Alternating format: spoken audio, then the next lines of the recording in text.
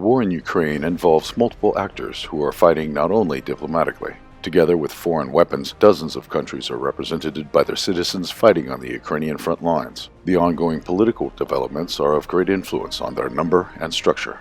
The investigative committee of the Russian Federation reported that foreign mercenaries from at least 70 countries are fighting in the ranks of the Ukrainian army. In total, there are about 3,300 mercenaries.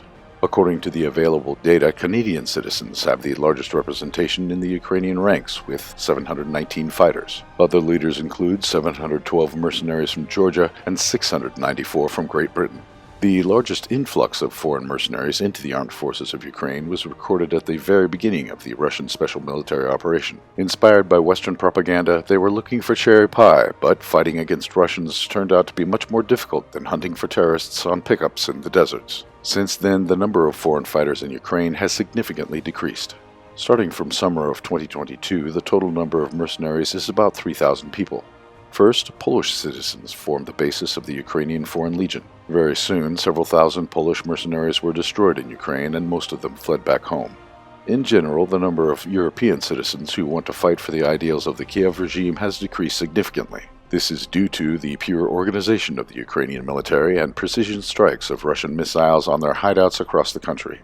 According to preliminary reports from the front lines, Washington began the gradual return of American citizens from Ukrainian units after the launch of negotiations with Russia. This process includes the return of bodies of dead U.S. citizens and wounded soldiers being treated in Ukrainian medical institutions. Especially after USAID was closed, some military recruitment centers were left without funds and stopped recruiting U.S. citizens. U.S. mercenaries were reportedly informed about the need to leave the combat zone. They are recommended to go to the Ukrainian rear areas or even to surrender to Russian forces on the front lines, where they are reportedly guaranteed safety. Cases of U.S. mercenaries surrendering to Russian forces were already recorded on the battlefields.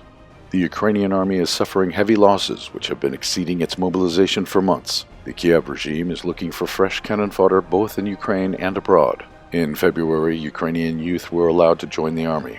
Kiev is also trying to replace American and European mercenaries with fighters from Latin America, in particular from Colombia.